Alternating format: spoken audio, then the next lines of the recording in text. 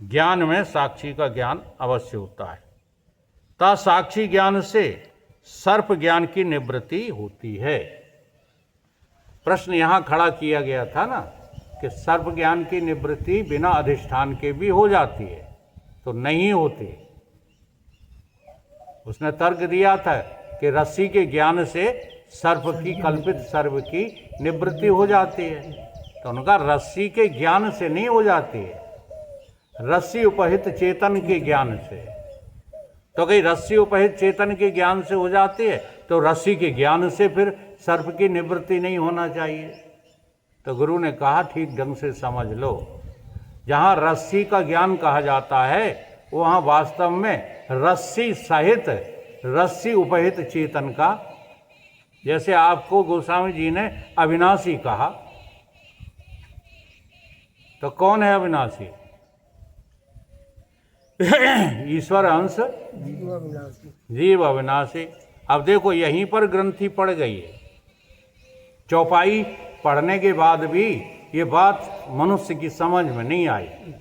हाँ, अविनाशी किसको समझ लिया? जिसको आज तक देखा नहीं है उसे अविनाशी समझ लिया है। जबकि गोस्वामी जी समझाना क्या चाहते हैं? ये कह करके कि ईश्वर अंश जीव अविनाशी, क्या समझाना चाहते हैं? चलो उनकी छोड़ो, वहाँ पर इस चौपाई को छोड़ दो। अब उस पर आ जाओ जहाँ तारा को भगवान समझाना चाहते हैं। तारा का पति मर गया है, दुखी हो रही है, अपार दुख है उसको। क्या समझाते हैं? क्षितिजल पावक गगन समीरा, पंच तत्व ये लेटा शरीरा, सो तन तेरे आगे सोया, और जीव नित्य। अब क्या समझाना चाहते हैं? हाँ, जब तुमसे कहा गया कि जीव नित्य है, को है? देखना कहाँ है नरेश?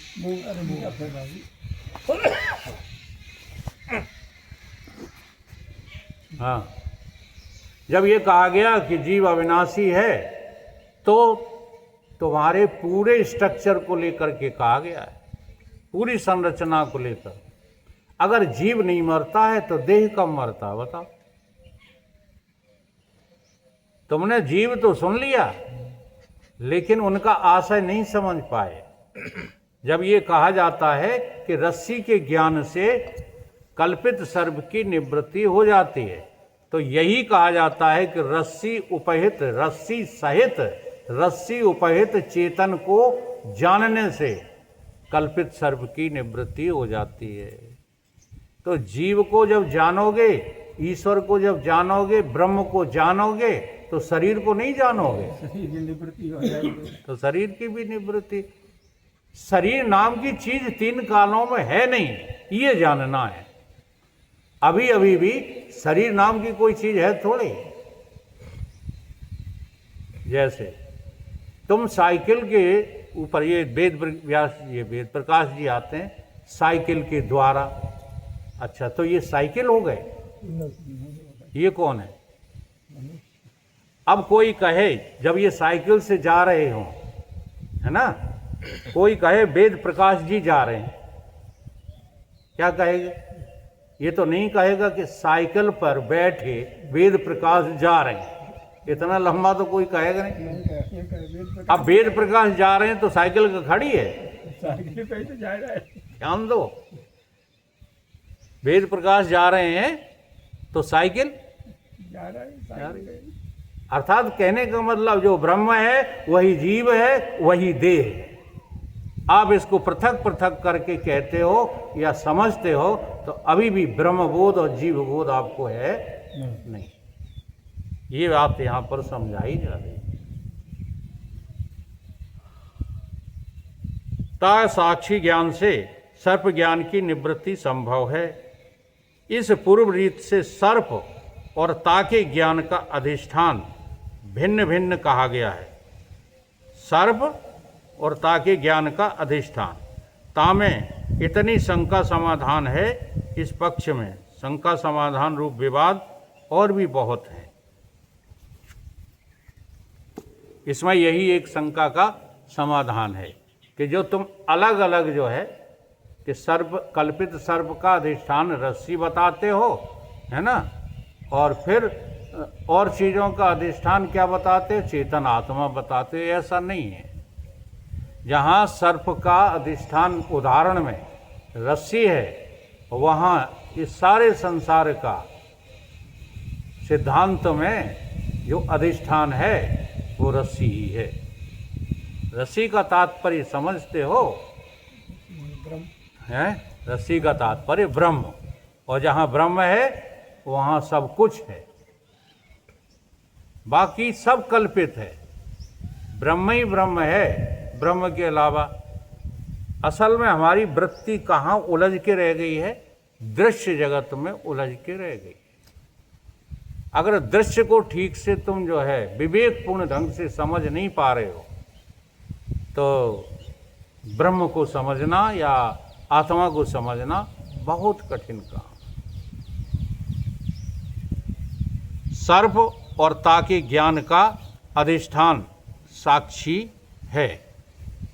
सर्प, जो कल्पित सर्प दिखाई दिया था, और उसका ज्ञान, एक तो दिखाई देना कल्पित सर्प और उसका ज्ञान, इन दोनों का ही अधिष्ठान कौन है, साक्षी है। सर्प और ताके ज्ञान का 25-25 मिनट के 2 बना लेना, हो जाए तो बता देना।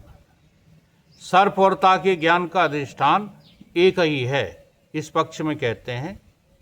तहाँ बाह जो रज्जु चेतन है, ताकों सर्प और ताके ज्ञान का अधिष्ठान कहें तो बनती नहीं है। जितने ज्ञान हुए हैं सो प्रमाता अथवा साक्षी के आश्रित होते हैं। बाह जो रज्जु चेतन ताके आश्रित ज्ञान बने नहीं, तैसे ही सर्प और सर्प के ज्ञान का अधिष्ठान अंतःकरण उपहित साक्षी चेतन को माने तो शरीर के अंतर अंतःकरण देश में सर्प की प्रतीति होनी चाहिए। रज्जु देश में सर्प की प्रतीति नहीं होना चाहिए।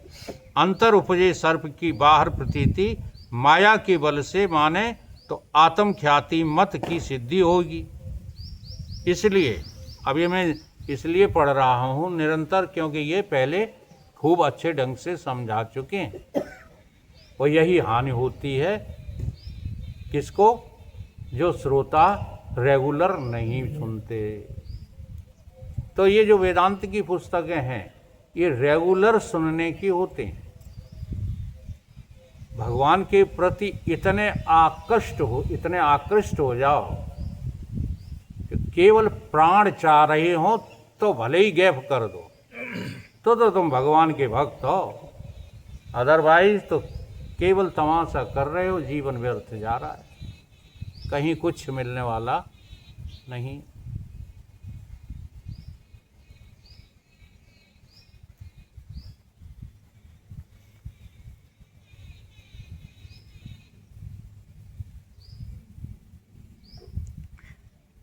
तैसे ही सर्प और सर्प के ज्ञान का अधिष्ठान अंतःकरण उपहित साक्षी चेतन को माने तो शरीर के अंतर अंतःकरण देश में सर्प की प्रतीति होनी चाहिए। रज्जु देश में सर्प की प्रतीति नहीं। अंतर उपजे सर्प की बाहर प्रतीति माया के बल से माने तो आत्म ख्याति मत की सिद्धि होगी। जो 4 मत बताए थे उसमें से आत्म ख्याति की सिद्धि होगी। रज्जु उपहित चेतन का ज्ञान का अधिष्ठान बने नहीं। रज्जु उपहित चेतन ज्ञान का अधिष्ठान बने नहीं। अंतःकरण उपहित चेतन सर्प का अधिष्ठान बने नहीं। इसलिए सर्प और ताके ज्ञान का अधिष्ठान एक नहीं बने। तदा फिर रस्सी के समीप प्राप्त जो अंतःकरण की इदमाकार वृत्ति है, तामे स्थित चेतन के आश्रित अविद्या सर्पाकार और ज्ञानाकार परिणाम को प्राप्त होती है। वृत्ति उपहित चेतन में स्थित अविद्या का तमोगुण अंश सर्प का उपादान कारण है। ताही में स्थित सतोगुण अंश सर्प के ज्ञान का उपादान कारण है। सर्प और ताके ज्ञान का वृत्ति उपहित चेतन अधिष्ठान है। ये बात सिद्ध हुई कि रस्सी अकेली जो इदमाकार सर्प दिखाई दे रहा है उसका केवल अधिष्ठान रस्सी नहीं है, बल्कि कौन है? रस्सी उपहित चेतन। जिस चेतन की रस्सी उपाधि बन के जो है दिखाई दे रही है, वो चेतन ही कल्पित सर्प का अधिष्ठान है। वृत्ति रज्जु देश में बाहर गई, इसीलिए वृत्ति उपहित चेतन भी बाहर है और या तो सर्प का आश्रय बने है। और तुम्हारी जो वृत्ति है वो सर्प का आश्रय क्यों बनती है? इसलिए कि इंद्रियों के द्वारा तुम्हारी वृत्ति बाहर की तरफ जाती है और बाहर की तरफ जा कर के जो रस्सी है उसका आवरण भंग न कर पाने की वजह से रस्सी तो दिखती नहीं है, सर्प दिखने लगता है। थोड़ा कठिन है विषय समझने में। जितना अंतःकरण का स्वरूप होता है उतना ही साक्षी का स्वरूप होता है। शरीर के अंतर स्थित जो अंतःकरण सोई वृत्ति रूप परिणाम को प्राप्त होता है। या तो वृत्ति उपहित चेतन साक्षी है या तो ज्ञान का आश्रय बन जाता है। अब तुम कहो कि साक्षी तो व्यापक है। साक्षी कैसा है? व्यापक है। तो जैसा हमको लग रहा है वैसे ही सभी को लगना चाहिए। ये बात ज्यादातर जो है लोग वाक प्रश्न करते हैं कि अगर जो है आत्मा व्यापक है, आत्मा व्यापक है तो हमको किसी ने काटा तो दर्द सबको होना चाहिए, क्योंकि वो तो व्यापक है। तो इसके लिए वो समझा रहे कि नहीं, ऐसा नहीं है। जितने देश में रस्सी है उतने ही देश में जो वृत्ति उपहित चेतन है वो रस्सी उपहित चेतन से अभेद होती है, उतने ही स्थान पे। इसलिए मुझे ज्ञान होता है। आप हमको जान रहे, हम आपको जान रहे, ठीक है। लेकिन यहीं कहीं और कोई चौथा आदमी छिपा बैठा हो, क्या उसे आप जान रहे हो? नहीं जान रहे हो। क्यों नहीं जान रहे हो? क्योंकि चेतन में जो जानने की शक्ति है वो सीमित हो गई है। कहाँ? वृत्ति में। तो वृत्ति उपहित चेतन और विषय उपहित चेतन, इन दोनों का अभेद होने का नाम क्या है? ज्ञान।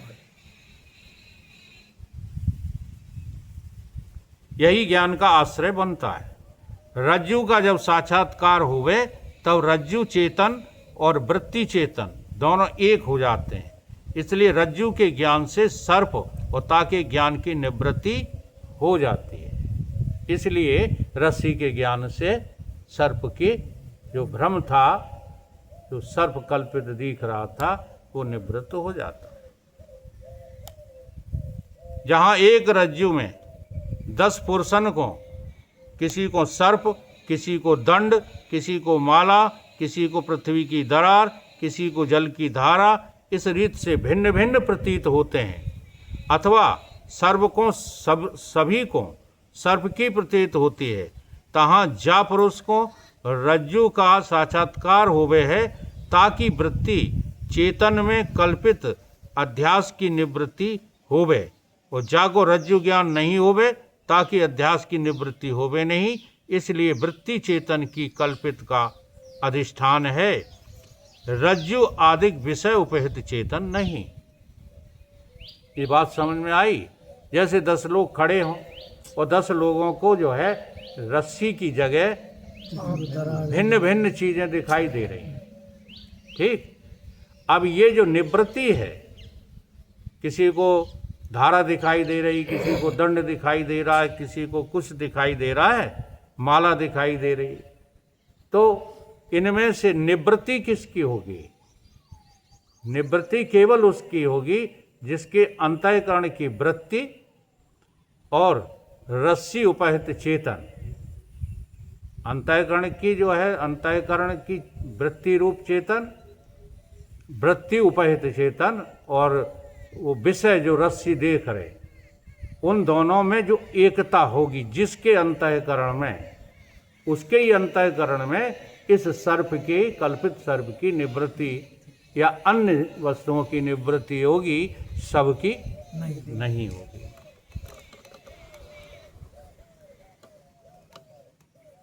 तो होता है कि कभी कभी ऐसा कोई कहेगा कि देखो वो पेड़ खड़ा है, वहाँ भूत दिखाई दे रहा है, तो दूसरा व्यक्ति कहेगा नहीं वो भूत नहीं है, वो तो छाया दिखाई दे रही। तीसरा कहेगा नहीं वो तो हिरण आकार की कोई हिरणियाँ दिखाई दे रही है। तो लोगों को भिन्न भिन्न दिखाई देते हैं, लेकिन जो अपनी वृत्ति को वहाँ टिका देता है उसे वृक्ष ज्यों का त्यों दिखाई देने लगता है। ऐसा होता है कि नहीं होता?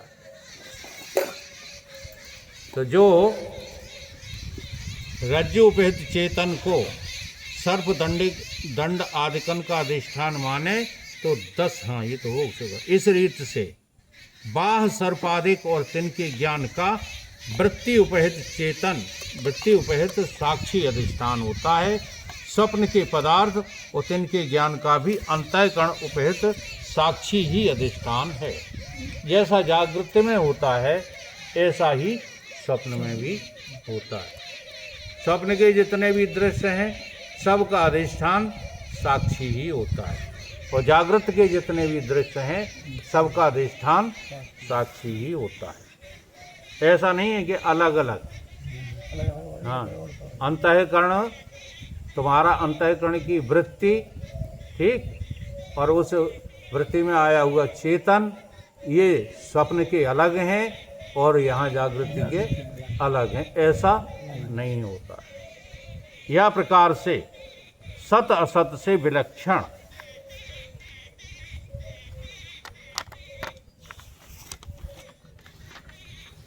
अब अनिर्वचनीय अविद्या का परिणाम अनिर्वचनीय सर्पादिक तिनकी ख्याति कहिए प्रतीति होना अनिर्वचनीय ख्याति कही जाती है। इसी का नाम क्या है?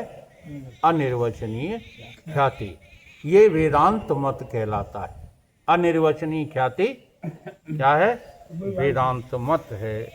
अनिर्वचनीय ख्याति, हाँ, वृत्ति रत्नावली में इसका जो है विस्तार से वर्णन किया गया है। अब अगला प्रश्न आता है, देखना समय हो गया। अगला प्रश्न आएगा, अपार मिथ्या जगत का आधार और अधिष्ठान कौन है? बोलिए सद्गुरुदेव भगवान की